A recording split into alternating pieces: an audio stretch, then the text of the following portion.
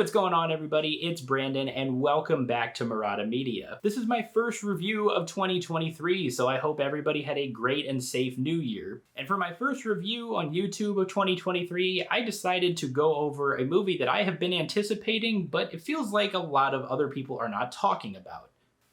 Missing. In Missing, we follow a girl named June who is left at home alone for a week when her mother goes on vacation to Colombia with her boyfriend. But on the day when June's mother is supposed to return, she mysteriously does not show up. And June makes it a mission to find her mother, but soon uncovers that her mother might not be everything that she once believed. Now, Missing is a somewhat sequel to the movie Searching from 2018. And I mean somewhat because it's kind of a standalone or spiritual in a way, because the movies are not connected in any way, but there is a reference to Searching right at the beginning of Missing. But if you haven't seen Searching, you won't be lost because the movies are not connected at all. But if you also have not seen Searching, I highly recommend it because that was one of my favorite movies of 2018. In fact, it was my runner-up. So I went into Missing with very high expectations, even though I didn't expect it to be better than Searching. But both movies are told the exact same way. They both take place from the perspective of a screen of some kind, whether it be a cell phone, a computer, or a television. But all they had to do was follow the exact same formula as Searching, and if they did that, then it was near impossible for this movie to fail. That being said, this movie is great, and it is a very worthy follow-up. Now, even though I didn't think Missing was better than Searching, it does improve on it in a few ways. I found Searching to be a little bit more of a straightforward story. In that movie, we follow a father trying to find his daughter after she disappears. And in that movie, there are twists and turns you don't expect along the way, but I wouldn't say there's anything out of the ordinary or too crazy. And Missing starts the exact same way, and I was expecting it to stay that way, which I would have been fine with, but as the story unravels, it reveals a much bigger conspiracy, and the story gets a lot darker than I expected it to be. And I love that this movie decided to take a darker turn, and it really caught me by surprise. I also found Missing to have a much more interesting supporting cast, because in Searching, there were basically just two central characters throughout the whole thing, John Cho's character David and Deborah Messing, who played the detective. But Missing has a lot more characters, and not all of them have a ton of development, but you know enough about them to the point where you actually do care about them. You find out more about June, her mom, her mom's boyfriend, and my personal favorite character is a character named Javi. And I'll mention Javi again later on, but what this guy is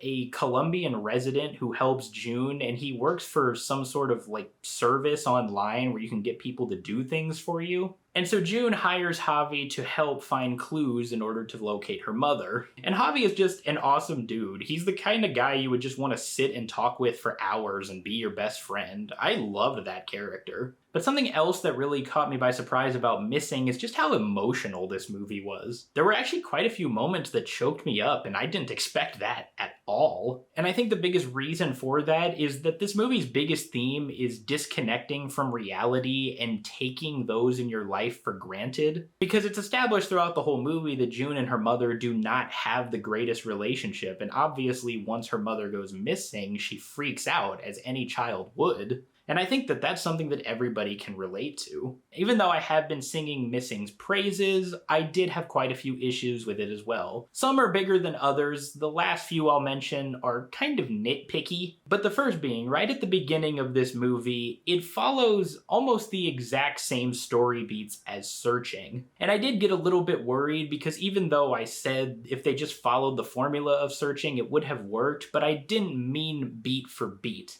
And right at the beginning, that's how it came off, how this movie was going to be, and I got a little bit nervous. And the biggest way it starts off exactly how Searching did is with a parent dying. Because at the beginning of Searching, John Cho's wife dies, and at the beginning of Missing, Nia Long, who plays the mother, her husband dies. So it just felt like the roles were flip-flopped, and I wish it started in a different way because it just felt a little too familiar. Missing also has its fair share of absurdly ridiculous moments. Because I felt that Searching was a little bit more grounded in reality. There weren't too many moments, if any at all, where I said to myself, that would never happen in real life. And Missing has quite a few moments like that. Specifically one scene where June and one of her friends are trying to find information about her mother's boyfriend, so they try hacking into one of his accounts. And this technical support representative that they're talking to on the phone is asking, what are your security questions? And her friend is using a man's voice, but her friend is a prepubescent teenager, so her voice is very high. It doesn't sound like a man at all. So I seriously doubt that a representative who was giving away very personal information wouldn't have noticed this. But I guess you just gotta turn your brain off, or the guy just simply didn't give a fuck. I don't know.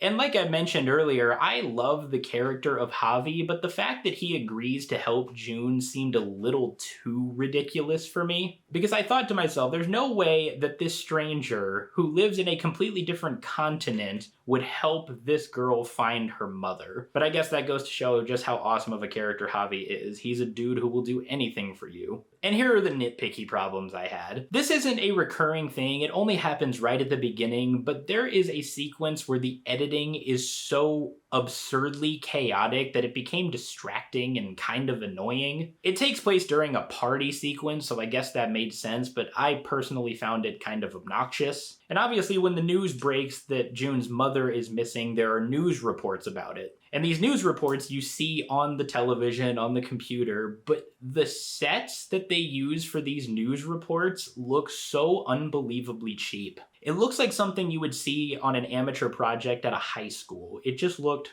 so bad.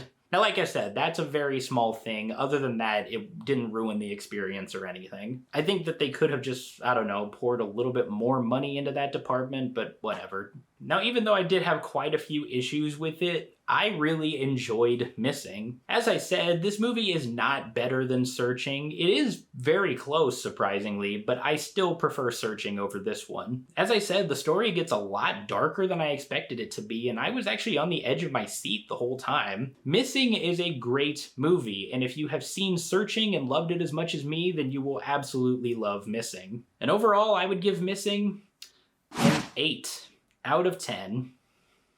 Hey everybody, thank you so much for watching my review of Missing. If you guys saw this movie, let me know what you thought about it. Did you love it? Did you hate it? Did you think it was better than Searching? If you guys like this review, be sure to hit that thumbs up and do not forget to subscribe. If you guys want to see my previous reviews, I will link those right over here. Other than that, I hope you all have a tremendous rest of your day, and I will see you all next time.